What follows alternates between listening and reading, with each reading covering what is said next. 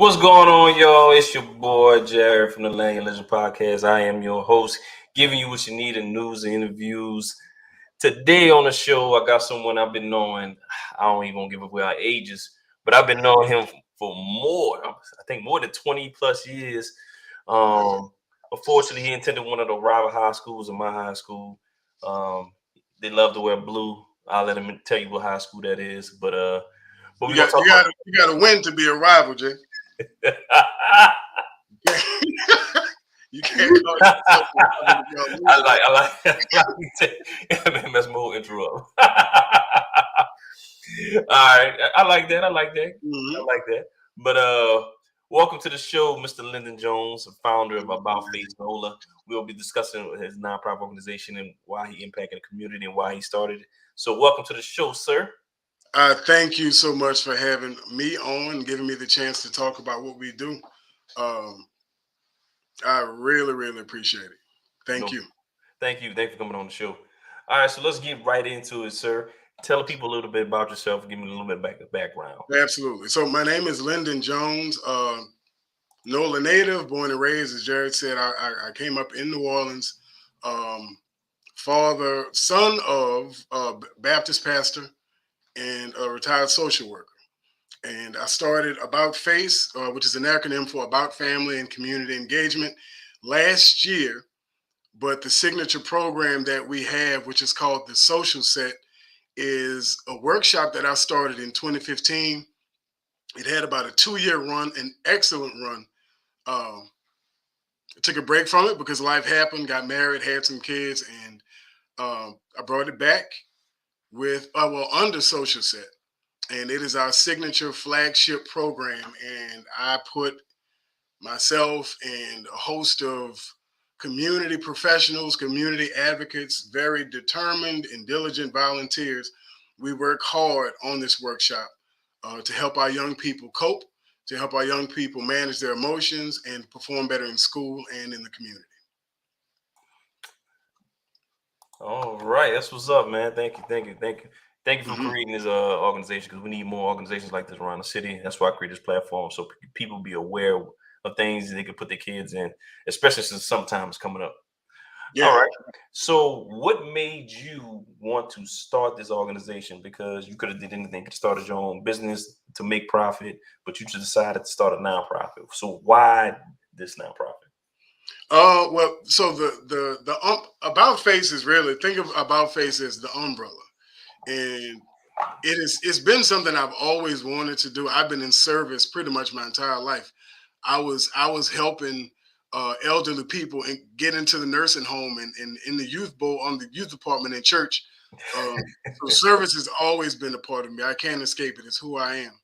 Um, but my intentional work with young people started as young as 17.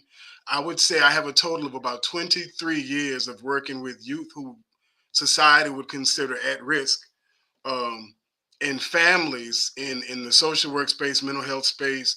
I've worked with prisoner reentry. I've worked with the Babies and Boys and Girls Club as education director. So I've run the gamut from 5 years old to 75. Um, but I started the organization because after working with young people and families and so many people who just went the wrong way, the one common thread that I saw and felt and experienced with all of them was the inability to manage difficult, strenuous emotions. Um, I mean, some of the common things that I can talk about that I think you would understand would be: you have a 6-year-old, Jared, um, who may have some difficult life situations, right? Just doesn't know what to do with it. So he goes to school, he acts up. 65-year-old man who's struggling with addiction. He's in and out of jail. He's struggling with the same thing, right? So what I've put together over the course of my life and why I started Social Set was because many people, from my experience, many people who have been through a lot, they operate either at the happy spectrum or angry. The difficulty is managing the emotions in between that. So you get confused, you default to angry. You get frustrated, you default to angry. You get maybe just bored, right? Some people are just more comfortable at one end of the spectrum. And being happy all the time is not realistic for productive adults. And many of our youth don't understand that. And many of the youth end up growing into adulthood. And the ones who struggle understanding that struggle with life. So what I did was I created the social set as a safe space for youth and adults to practice these things.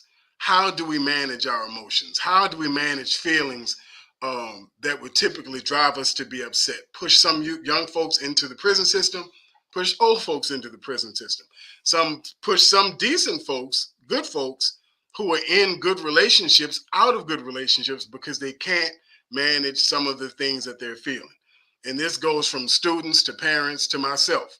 But it's a place where it's consequence free. Nobody's judging, and we use real life role plays and skits and interactions.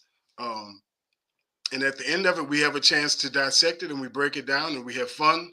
Um, and the kids have fun playing roles of older folks. Older folks play young folks.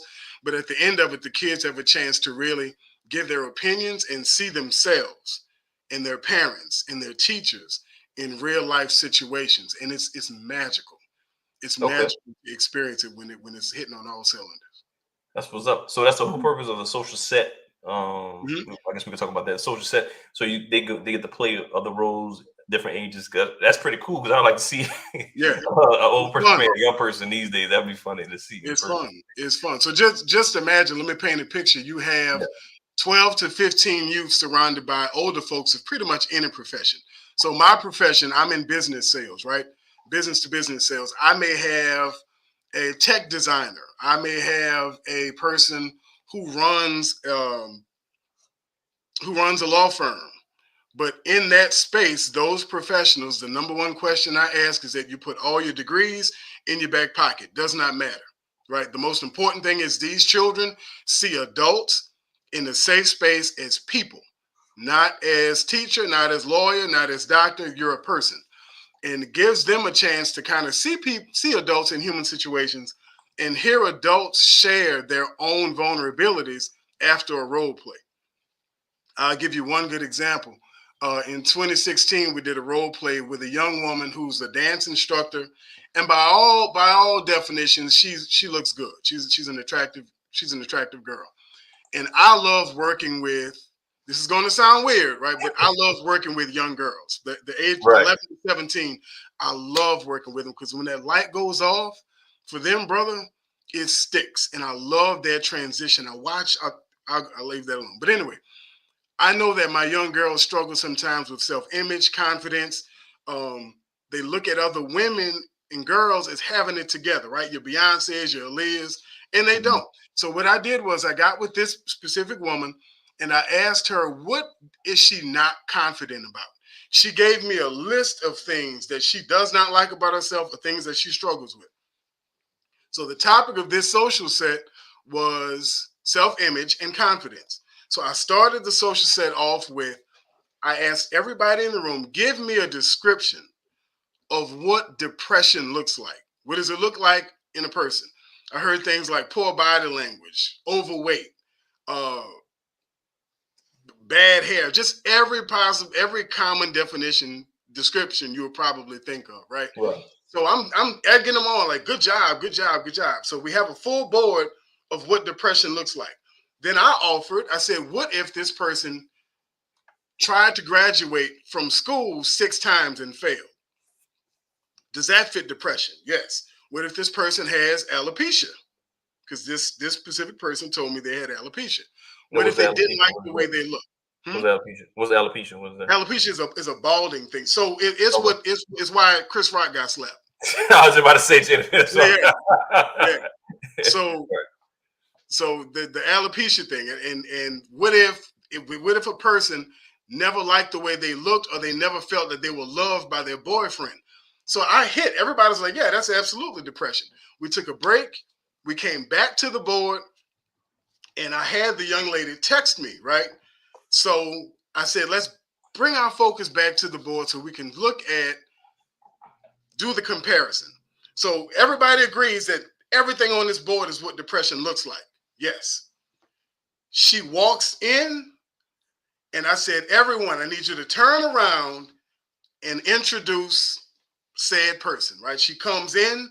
The little girls in the room, Jay, were like, oh my God.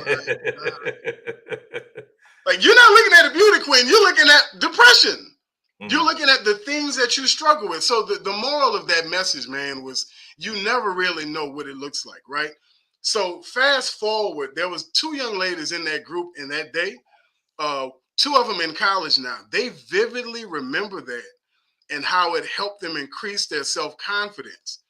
One said, I used to go to school and I would never say anything to the teacher.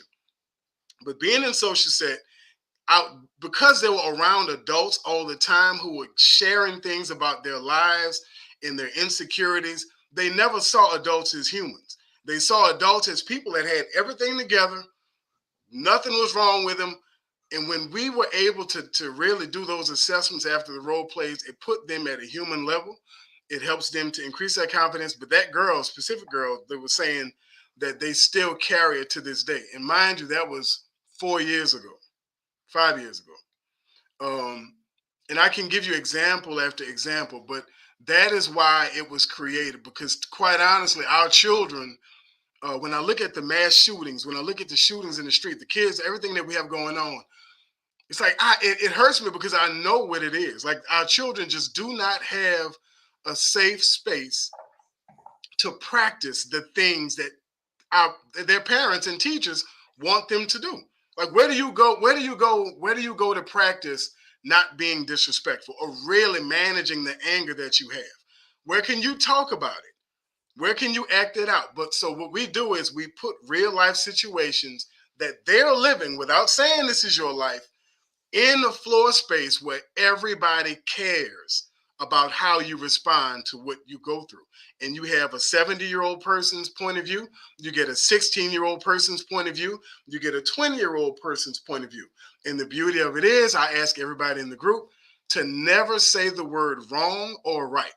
We just expand opportunities and possibilities of different ways to handle different situations, because there's never really one specific way. We just want to give them multiple ways to look at things, and a lot of times it has a lasting effect. Okay, all right. Well, actually, we got a comment here. Hold on, let me see. Bring it up. Thanks for watching, Beauty Beads. I love the name About Face. That's a military term, usually directing a shift to the opposite direction. What examples can you share of youth who have changed course after participating in your programs? Thank you for watching the show. Thank you for that. I love the question because so there's several examples I can give, but I'll give one that I think most of us can relate to now. So there's a common diagnosis that's growing among most communities. I was about to say Black, but Asperger's, right? So Asperger's is on the spectrum of autism. It's on the early side. So one of the struggles with Asperger's and most autistic kids is the inability to really process body language. Not knowing how to manage or discern what feeling is real from what's fake, right? So with this specific person who was in social set, learned to do was diagnose their own feelings and what people were saying about them. So you could have a situation where this person would go into a room and 5 kids choose not to sit next to him.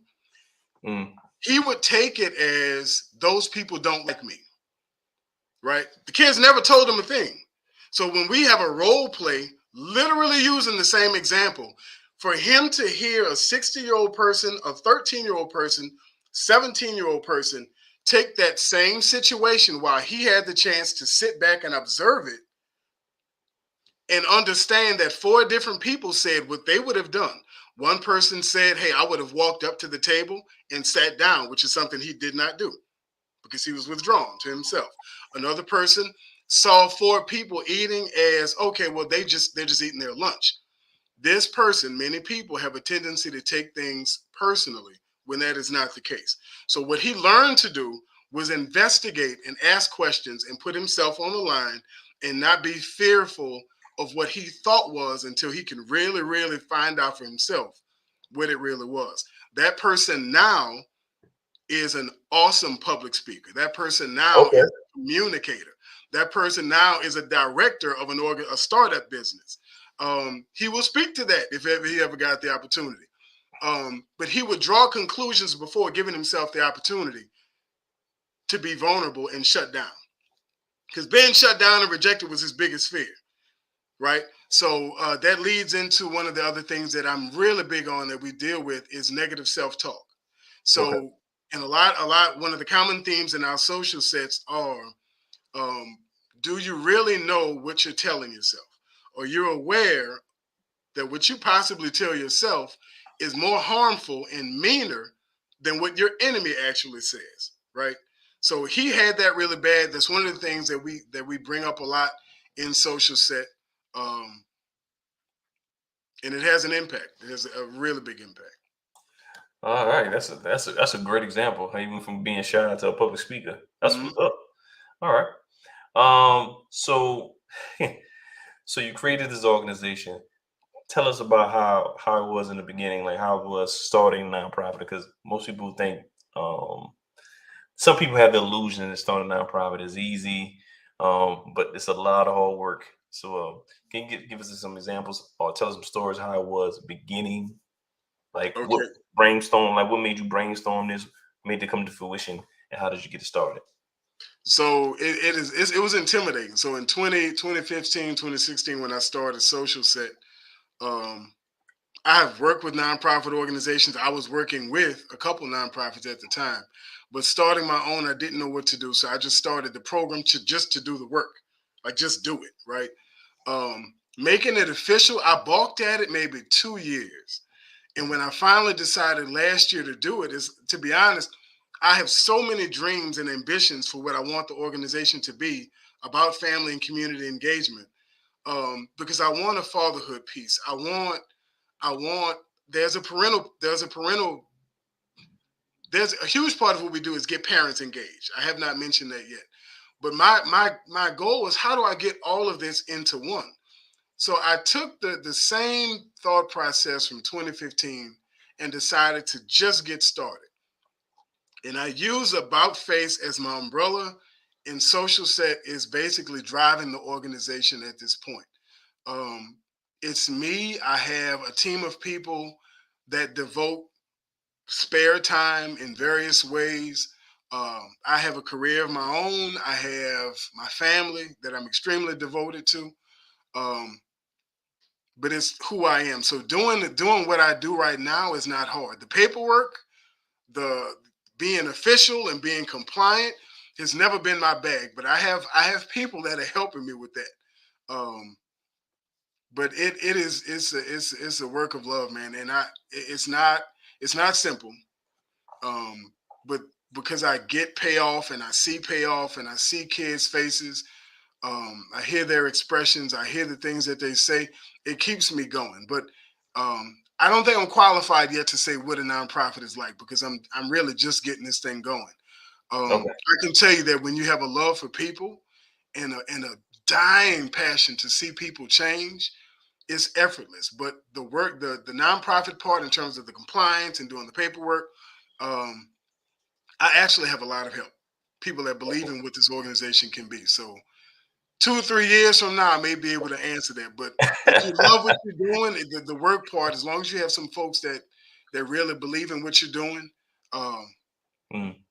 it you can make it. You can manage it. Man, you being too humble right now.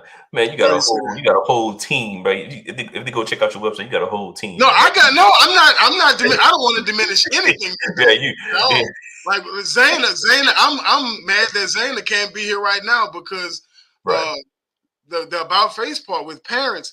Zayna is a young lady that I worked with in the past, whose son was on the verge of being one of those carjackers, right? One of those types.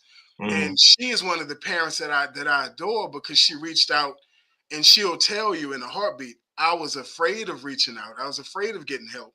mm, And has 3 other children. And she knows the importance of parents really embedding themselves into the change that they want to see their children make. And you can't just say, I want my child to do this and walk away from it. Right. So she reaches out to the parents in the organization. She talks to the parents. She's a sounding board for them and the struggles that they face. Because, dude, it is not easy. And I'm speaking now only for single parents. It ain't easy. It's not easy. And I'm not going to get on fathers or what they're not doing. But the mothers that do what they can, it's so important for people, for providers, for any of us to really kind of hold back judgment on what's going on, because there's so much on a mother's plate that organizations, what I want About Face to be for parents, we understand, and Zaina has to remind me constantly. She checks me like you can't look at this like that, because Okay. this is what parents actually face and what they deal with. So we're sensitive to all that, but I'm unrelenting when it comes to seeing children make change. I I got don't get up on that. okay. Okay. We got another comment on here. All right. We got Lindsay Davis. Mm-hmm. She said, "This program will help. This is the first person to listen to me and not tell me my feelings are wrong, but there is a better way to go about it. Lindsay, don't you do that to me, man. It helped me change my outlook on family and life. Don't you do that to me. Hashtag G." Thank you for watching, Lindsay. Appreciate that. Wow. Thank you, Lindsay. What's your response to that comment? I like Lindsay, that. Lindsay, Lindsay had mouth and still has mouth, right? And that's my baby, man. But Lindsay will rub a common person the wrong way, right? But what I saw in Lindsay when you know those people, Jared, and what I have a tendency to do, dude, is I look at somebody who's young and I transport them in my head to what they would be as an old person. I've always loved and adored that mean teacher, that mean principal, because like at the end of the day, brother, they're shooting you straight. I went to Catholic school. You did too. I loved the principal that used to pull my nose. I loved him. And it sounds strange because I was always in trouble. Right. Always in trouble. But I like knowing who was on my side and who wasn't on my side. With people who tell you how it is, it's not a sugarcoat, right? So she looked and felt like that person that I knew would be a person to run a business, to run a successful house, to run. And I just saw it. I just saw it and I loved it. And I still love it about it. That's what's up. That's what's up. That's what we got. That's family, by the way, too, man. So we got another comment. We got, hey, fellas. What's up, Greg? You know what I'm saying? That's your cuz. What's up, Greg? Thanks for watching. We used to share a twin bed together when we were. All right, we got another comment from K someone else. Hope I pronounced the name right. Good work. Thank you, Ike. All right, thank y'all. Make sure y'all subscribe. You know what I'm saying? Yes, sir. So we get on to the next time. Bring them back. But all right, let's continue this interview, man. Appreciate everything you're doing. So let's talk about what are some roadblocks or challenges in getting this off the ground or just running the day-to-day operations for this. Well, I told you before. So for me, I'm heavily embedded in my career. So time, of course, is one challenge. I don't have the challenge, fortunately, of finding good people. I think everybody that works with the organization has a host of things that they're responsible for, but they would jump in a second to do work for About Face or Social Set. Funding, of course, is always going to be an obstacle. I have a dream for the organization to be in schools and doing Social Set for lunchtime, after school, before school. But there's obstacles around that, getting into the schools. We are in one school, and I'm fortunate and glad for that. Okay. That was a great experience. We've done it once, and we'll be back next year. So I think I don't think there's anything that's non-typical that I'm facing. That funding, of course, I have the team. I think some getting the word out, marketing, like really letting folks know who we are. I have very little knowledge about social media and how to really get stuff out and make it get the buzz going. But I'm in love, man, with the pace that we're at right now because it's slow, it's manageable. Mm. I can't say it again. The people that work with About Face, yeah, I like the pace that we're at, and Okay. I try not to get too caught up in what's coming. You know, Okay. All right, man. Man, people keep commenting, man. Hold on. Greg Jones said, and take baths. He share beds and yes, take sir. baths. All right. We got Maggie Bartel. Hope I said that name correctly.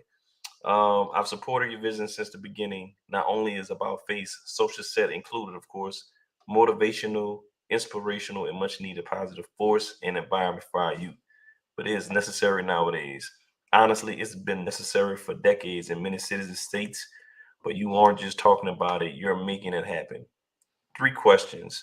For those that are pondering whether or not to engage in your program, what is your overall goal with your program? And I can't even see the rest because it's so long right now. But I'll try to check it out and see what the rest of the question. Can you post the rest of the questions, the two questions in the comments, She may please? not be finished yet. Yeah, she might not be finished, but I guess you want to answer the first. What's the overall Yeah, goal with so absolutely. So with social set, the number one goal for every youth that comes in that leaves is to develop the skills to first be aware of who they are, um, to be aware of their feelings and manage their feelings, right? So when you're looking at underemployed youth adults, when you're looking at recidivism in jails, and every social ill that we have, I'll say it again: the mass shooter, right? Um, these people are feeling something, and most times it's pain, most times it's anger, most times it's rejection. What skills do you have to deal with those things? What are you perceiving wrong that's really not what you thought it was?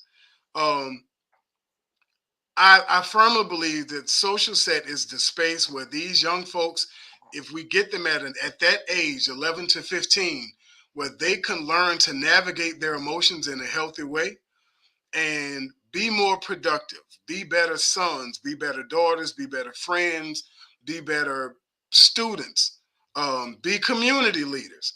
But it comes with really being able to see what it is I'm feeling.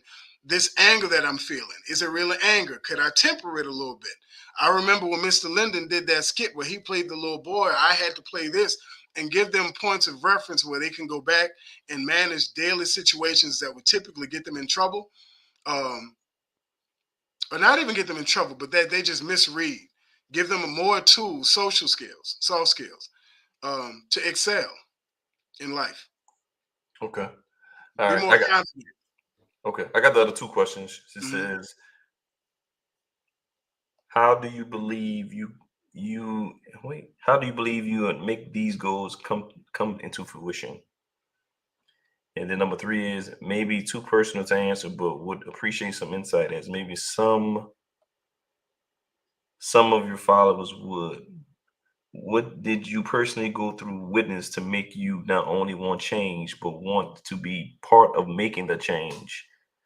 Thank you, brother, for all that you do. I can't wait to become more involved in this journey. I'll start with 3 and then backpedal to 2. So I have a serious anger problem. Um, That's a true statement, yeah, right? straight up, yeah. So That's cool. Yeah, yeah. I my temper has gotten me into trouble a lot of times, and I learned at maybe 19 or 20 that my temper most times lied to me. It was things that I thought were happening, that I thought people were saying, that they didn't say at all.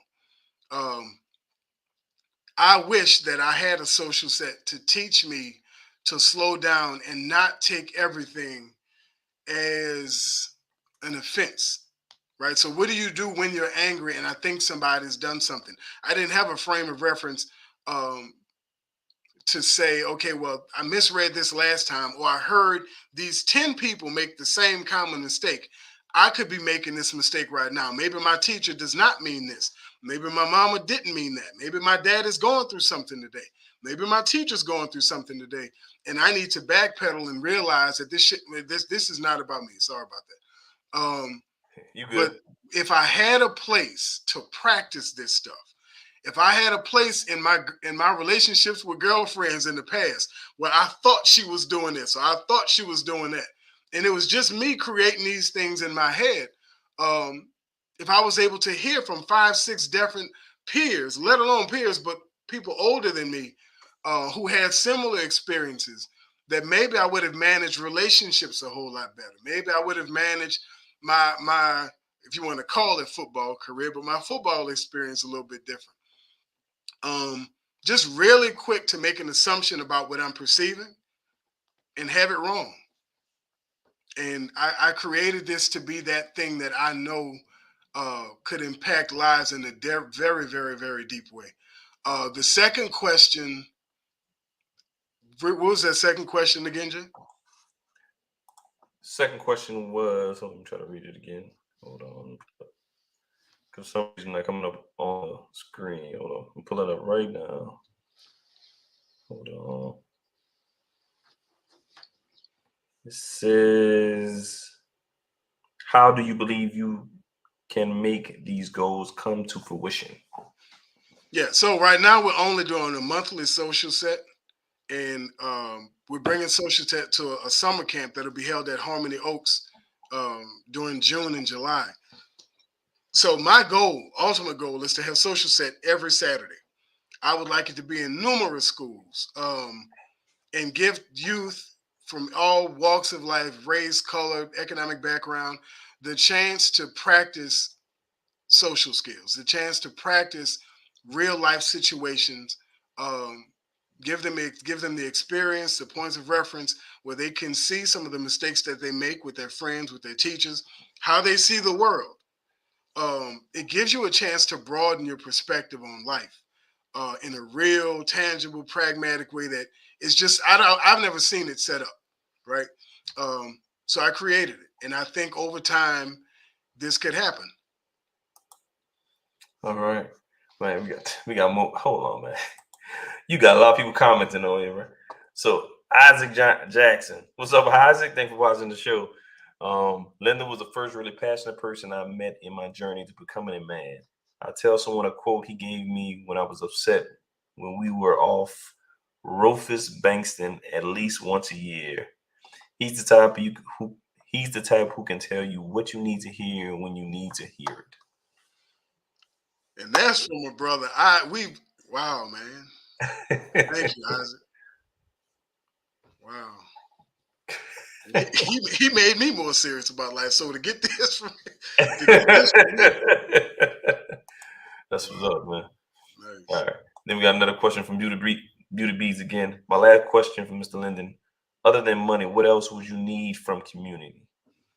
Oh, so one of the things that I wish I had a team of professionals. Because one of the things that youth struggle with is perspective, as I mentioned before. So if I was able to get business professionals on a steady rotation for social set to come take part, be willing to throw your business in your pocket. Not youth do not like dictation. They don't like authority. That's the number one thing that I come against, right? And I'm fine because none of us did, right?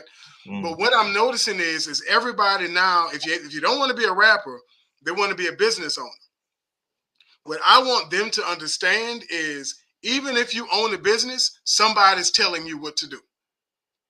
You still have to be controlled and bossed. I heard a quote today, even bosses are bossed. And it's the truth. I want them to understand at a deep level that being a great consumer and always learning, being coachable, be willing to take criticism. I was horrible at taking criticism. I created this so kids can learn that not everybody that tells you what to do is really trying to make you feel bad. They want you to feel better, right? So if I can have more adults who are willing to come and participate in social set and share their experiences, whether you own a coffee shop, a t-shirt business, even if it's a failed business, I want the children to understand that even if you own a business, you are still being bossed by somebody. Somebody's telling you what to do. Somebody's telling you, yo, I need you to remake this, do this again. I don't like the way this came. I made you mad today because I was almost late for the podcast, right? So it's one of the things that I think they miss because they think that being a boss, being an owner, gives them the opportunity to escape criticism and dictation, and it doesn't.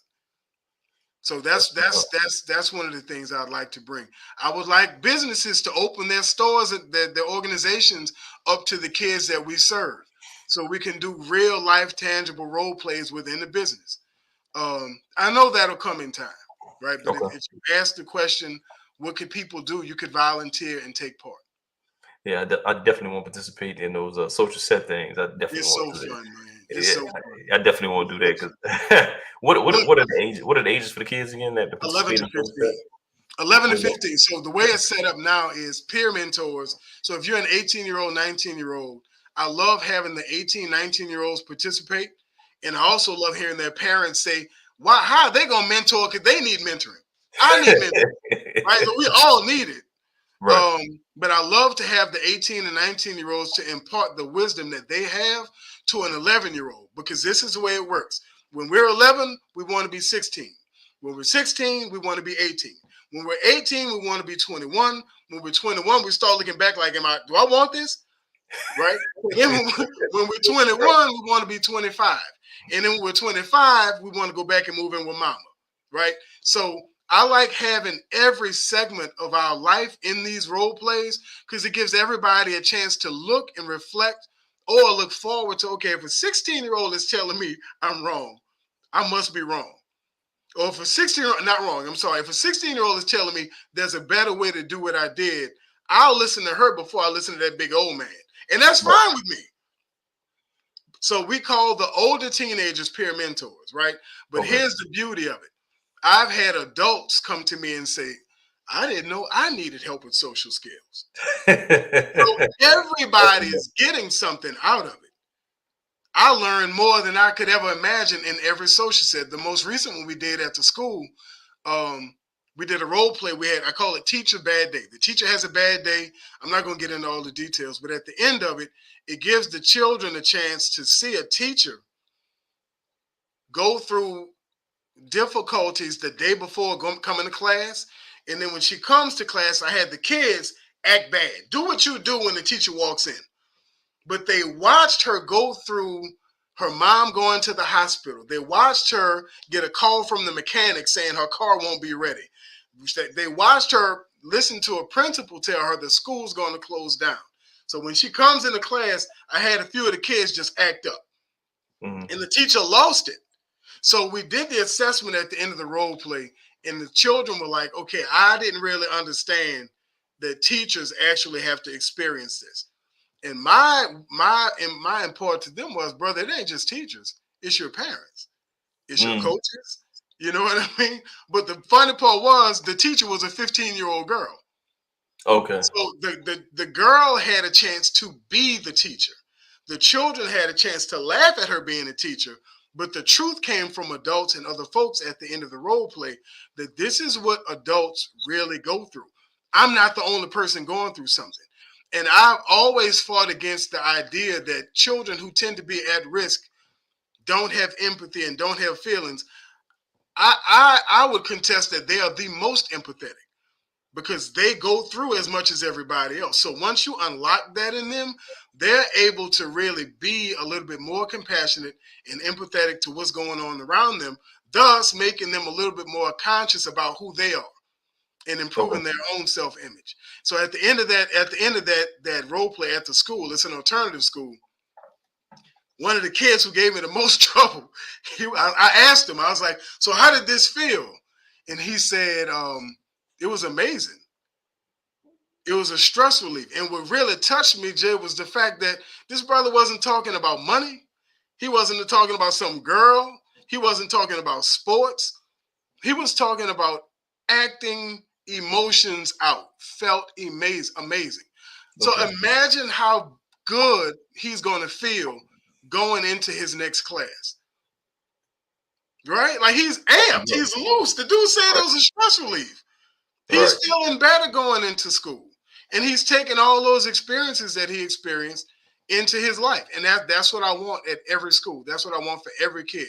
White, black, brown, Asian, it doesn't matter. I want everybody to experience that. Oh, yeah, most definitely. Yeah, that's what's up, bro. That's what's up. I definitely want after we finish doing, we're gonna talk offline, and we can Yes, sir. talk Yes, to sir. you doing this with other nonprofit organizations that I know. Yeah, that's what's up, bro. I like that. All right, that's what's up. So let's get back to this interview question because everybody everybody commented and asked you questions before I can't even finish mine. So let's talk about let's do this. You said you have the next social set coming up in June, July. Talk about the dates, the location again, and where people can sign their kids up to participate, or even volunteers can sign up and participate. Yeah. So everything can go through online at www.about-face-NOLA, about-face-NOLA.org. You can email your interest, what you would like to do. You can text the phone number 504-662-7463. So those are the two ways. And of course, Instagram is about_face_NOLA. Yeah, I got them scrolling at the bottom. So Yeah. So any connection, and there's the socialset.org is the altar website for About Face NOLA. But yeah, whether you want to volunteer, whether you have input, donation, everything can be done through the website. I receive it, I get it immediately, and I'm pretty responsive. All right, man, that's what's up. So tell me this: what type of advice would you give someone who wanted to do maybe a program different from yours, but have the same impact? What would you tell them the do's and don'ts of doing so? The number one that is a very good question, dude. Seriously, that is a really good question. The number one thing that, and this is a direct criticism of all adults, parents. We do by nature are horrible listeners of children. That is true. I ain't debating that one. I'm not. I'm not debating with anybody. We do not listen to children. It's painful sometimes to listen to children, especially when you know what they're saying is wrong. But giving them the landscape, brother, to say what they need to say allows them to give you a truth that you won't get any other way. So when we're in social set, a lot of the adults tend to talk at the children and share their life story. That's cool, right? But that's not what we're here for. This is a youth-driven organization. So if you have an organization where you really want youth participation, allow youth to drive the ship. Okay. It's as simple as that. When they say something that you don't agree with, we have a natural inclination to give an answer. I learned years ago that when I talk to my lady, she don't want to answer, right? Pretty much children are the same way. They don't want an answer. Oh, that was a bad analogy. Can you go? So children don't want answers. They want to be heard. Dude, please, you can't edit me live. Oh my God. I'm about to get it. I'm about to get it. I'm about to get it. So like, if you would have just kept going with it, probably would it wouldn't have been a big deal. Right. But the children that I've worked with, man, over the last 20 years, giving them the space. Jared, it ain't that funny. You in trouble. No, because I feel you 100%. I feel you. I know exactly what you're talking about. So giving them the space to say things, man, and sometimes they say crazy things, and giving them the trust that they're being heard, and Mr. Lyndon or Mr. Jared is really going to let me say my piece, and we build on it. I was trained in improv for about a year and some change, and one of the things it gave me was the opportunity to learn that I don't have to be in control of interaction. I don't have to be in control in relationships. That when I learn to let go and let the stuff happen organically, it still works out. So if you were to start an organization or program like this, allowing children to lead and say what they want to say without saying, that's wrong, without saying, oh, I wouldn't do it that way, or that, let them build it. Because they actually find great answers on their own. It may not be one answer that you like, but giving them the breath to expand and really see and let them bounce ideas off of each other with minimal input, it's magical, man. I can't, when it's done right, you don't want to leave. And I can give you numerous examples of that. And they want more. On a Saturday, they don't want to leave when they can be doing 50 million other things, you know? That's what's up. Oh, got another comment here from Maggie Bartel. Last comment. I agree that self-reflection is one of the most powerful tools we take for granted. The environment that social set provide makes all parties of all ages self-reflect, even if unspoken. Love it. That's it. I'm out. Just know I appreciate you. One love. Thank you. Thank you, Maggie. Thank you. That's what's up, man. Man, do you when you doing these social sets, do you record it or you just let it play out? Do y'all record the sessions? No, so I'm about to try it out. I Yeah, never really liked cameras in the past because I wanted the kids to feel be private, safe. right? Yeah, yeah. Yeah, But yeah, we yeah. did pictures. It didn't really interrupt too much. Okay. And these days, man, I'm realizing I'm old school. So children are drawn to camp. They love cameras. So Yeah, I have to get out of my bag thinking that there needs to be a safe space where we're gonna have cameras. It doesn't bother them the way it does somebody like me who's yeah, you know, yeah. I'm old school. We from a different generation, but Right, right, yeah, right. They I don't think you mind. should. You don't have to tape the whole thing, but I think you should tape like certain when you're doing certain segments. That's not like Hmm. something like funny, so so people can see what you're actually doing. Right, like so we do icebreak, really innovative icebreakers too. So we did an Okay. icebreaker at the school where instead of regular name tags where you put your name on your chest, we Mm. did I asked everybody to, if you were a rapper, what would your rapper name be? What would your musician name be? So I like that. I it like was that. funny because one of the little girls came up to me and she was like, Miss Linda, I don't know what my name is. I said, okay, what do you like? I said, do you like food? Yeah. I said, you like money? She said, yeah, I like money. I said, okay. I said, what's your name? She gave my name. I said, okay, well, what about Shay Money? Yeah. And she ran to the table. She put it on her chest. So the second question was, if you had a number one hit, what would the name of that song be?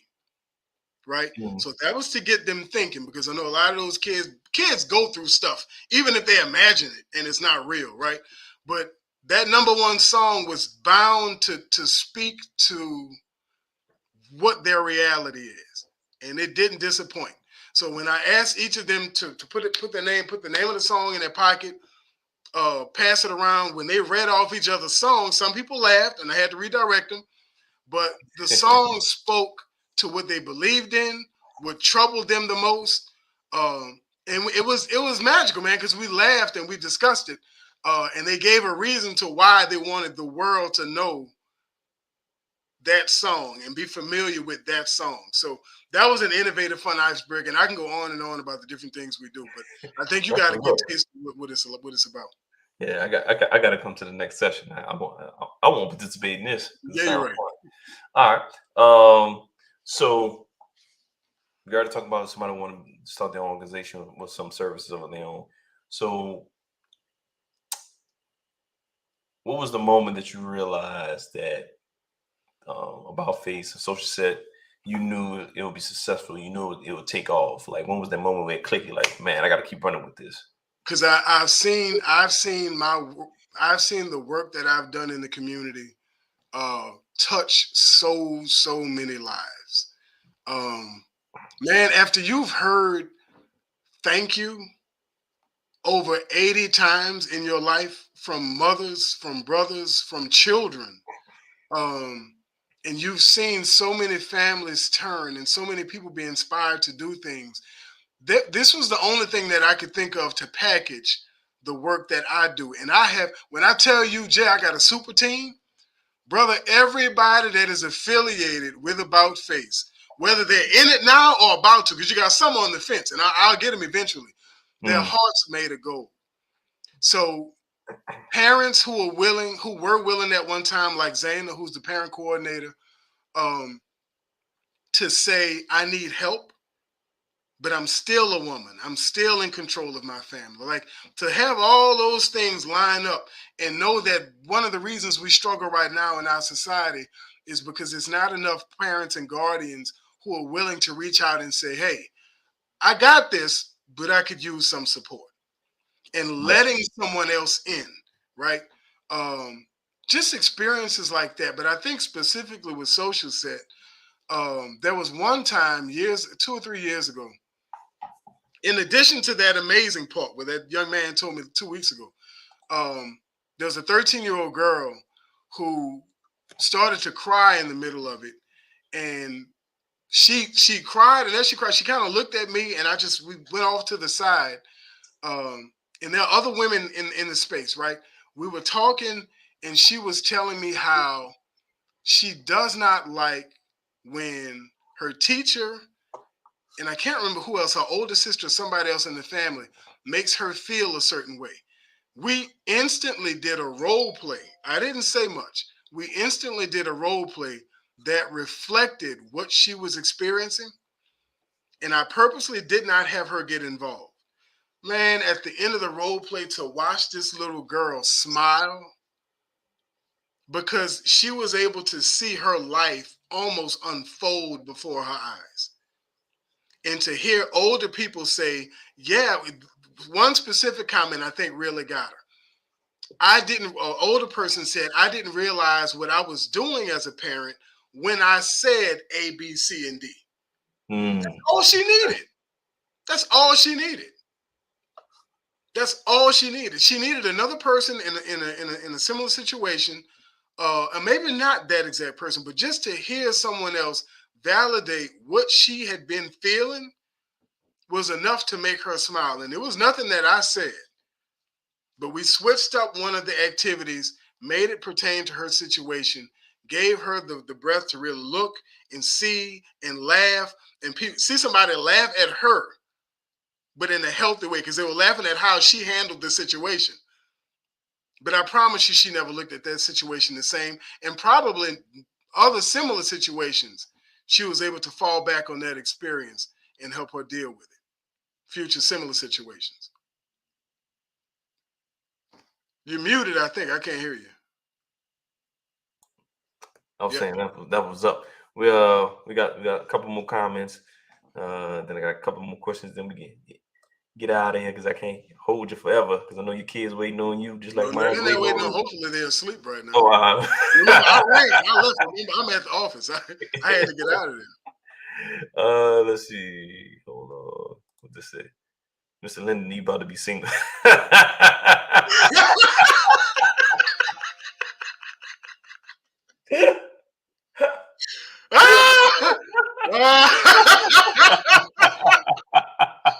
So actually, I didn't clarify my statement. I was talking about when I was in college, man. There were some people that True. Back in the day. Back in the day. All right. All right. So we've been in the game for a long time, especially in the business world. Has there ever been a time, since you're a person of color, have you ever dealt with any issues like moving up maybe in a job or trying to get an opportunity with your nonprofit organization, anything like that? Has color ever been an issue with you trying to move up or advance? Wait, give that to me again. I was saying, since you're a person of color, have you ever felt you were denied like any opportunities or any advancements in your career or any opportunities with your nonprofit organization? Because of my color in the nonprofit or my career, which you color you or both any yeah, I mean, so it's an ever present thing. Like it's legitimate, it's real. But what I've learned to do is really focus my. So to answer your question, I believe so. But I focus more on my merit and what I do and how I respond to my own thoughts and emotions now, than what could be external, if that makes sense. So if I've known, I went to a predominantly white high school. I've known what racism looks like in a passive way. I never had anyone come up and say, "Hey, you," right? Right. I know it. I know the world works differently for people who don't look like me, right? But I also know this to be an undeniable fact, dude. It works good for me when I focus on me. When I focus on my abilities, when I focus on my talent, when I make no damn excuses for who I am or why I'm doing it. And it's not to say that that is still not a real thing, because it is absolutely real. But I have worked with so many young people, and I know you're not asking about young people, who tell me things like, that teacher doesn't like me, or this place won't allow me to come in because I'm black. I'm not a firm believer in putting obstacles in front of people who are dealing with life challenges. So you're saying they won't let you in this bank because you're black. That could be true. But what also could be true is that your pants are sagging. What also could be true is that your dreads are in your face. I got locks. Pull them back. Let them see who you are. You have a hood on, dude. You walk in your body language. So what we do in social set, we let them see their body language. Body language is everything. Walk into the bank like you own it, brother, and they won't treat you the same. Could some of them still be racist? Absolutely. Absolutely. So in working with young folks for so long and in families, man, it's like I'm giving people advice that I'm not taking. So in a lot of situations in my career, I had rapid growth in my current profession. I switched from working social services to enterprise sales, corporate sales. I'm damn good at what I do. Very good at what I do. I also don't allow myself to make excuses for anything external. When I don't perform to the best of my ability, I put that on Lyndon, right? I know other things work around me that I can't control, and I don't try to control it. So race will be there. It will be an issue. There's no doubt about it. But I firmly believe that me putting my best foot forward will never stop me, and it won't stop anybody that I know from doing what they want to do. And it's all a part of social set. Like it's Right. in the gumbo, right? Like that's what we talk about all the time. That's what's up. All right, man. I think you already answered this question earlier, but I actually again for people who just popped on. So, what is the future? I think you said you wanted to be every weekend, every Saturday. So I give you the big future, what I want, and then I give you the more practical future, where There my we wife go. says, "Slow There down." we go. Dream big. Yeah, yeah. So the big dream is Social Set is a weekly event held here at 3301 Ferret Street. It is within all of our mid-level schools. I don't think it's called mid-level, but your junior high, 11 to 15-year-olds, ideal. That it is in every school, that children get a break from school. So this is the situation that boggles my mind, right? We ask children to come to school to learn. We have people say things like, the education system is flawed. The education system is this, the education system is that. If we really stop to consider what these children are bringing into school, mentally, emotionally, we would understand, I think, a little bit better that it's very hard to focus on algebra or math or science when you've experienced some of the things that our children experienced the night before. Social Set, I want to be that outlet for children right after first period, during lunchtime, to have Social Set to unload. Take that stuff off, have fun, smile, forget about what you went through. The teacher's there to teach. They can't do Social Set. The principal can't Social Set. Your parents can't Social Set. Social Set has to Social Set. After school programs really can't even do it. Where do they have a chance? When do they have a chance to unleash, breathe? Like that guy said the other day, have a stress reliever. Because our children are dealing with stress, whether we want to accept it or not. When do they have the opportunity to take a debrief, unpack? Now I can go and learn something. Now I can look at my teacher a little bit different. Now I can go home and understand that my mama goes through some stuff. My dad goes through some stuff. I wanted to be in the schools. I wanted to be in summer camps. I want parents to understand that they are not alone in this. And I don't care if you're a single father, a single mother, or two-parent household with a child that struggles with social skills. Maybe he's a little bit angrier than you want him to be. Let him come to Social Set. Give him the chance to expand his emotional breadth, right? By talking to other kids, by talking to people who are a little bit different from him. Again, I don't care if you're white or black. I don't care what color you are. We all can benefit from this, especially children that struggle managing their emotions. So I would like it in schools. I would like to see more participation on a monthly, weekly basis here at 3301 Ferret. And I would like as many schools as possible to adopt it, take it in. Let's learn it. All right, that's what's up, man. Man, this is a great interview. Great interview. You did a really good Um, job, and you had some awesome questions too, Joe. thank you. I like to thank my the people who watching. Thank you for all the participation and all the great questions. Please tell the people where they can follow you at on social media outlets, your website, your upcoming social sets that's coming up in June, July. Let them know everything how they can reach out to you and contact Absolutely. you. So the website again is about hyphen, and the hyphen is the slash because I get hyphen in. So about hyphen facenola.org is the website. If you want to volunteer, if you want to donate, if you want to learn more information, sign up for the newsletter, go to the website. We are very active on social media with the help of a few folks. And you can find us at about_face_NOLA on Instagram. And Social Set NOLA is the other Instagram page. And the phone number, again, is 504-662-7463. You can text. Not really good at answering calls, but I get all my texts. Whatever questions or involvement you would like to take part in, feel free to text at any time. I don't sleep. All right, and I got one last comment. I think you're gonna like. Mhm.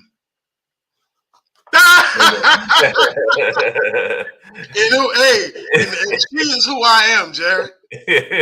Look, the article that I did with the Tribune. Mhm. I had an old deacon at my church. He hit me up and he was like, "Man, I'm so proud of what you're doing, and the people that working with you, y'all impacting some lives." He said, "But brother, I see your mama all through this article, and there's no lie. That woman put her foot in me, dude, literally and figuratively." That's what all great mamas do. You know Yes, indeed. Yes, indeed. Thanks for watching the show, Mrs. Jones. All right, y'all. Thanks for being on the show, man. It was a great interview. I appreciate Thank you. you, man. I appreciate the opportunity. I really do. I love Keep what you're doing what you doing. do, brother. I love to participate, even connect you with some other organizations. I think you would do well in participating, doing partnerships with them. But we'll talk about that later offline. Yes, Everybody else who's watching, subscribe, share this, repost this, because we need to know, advertise great organizations out there that supporting our community. All right. So thank you for watching. We out. Good night. Peace.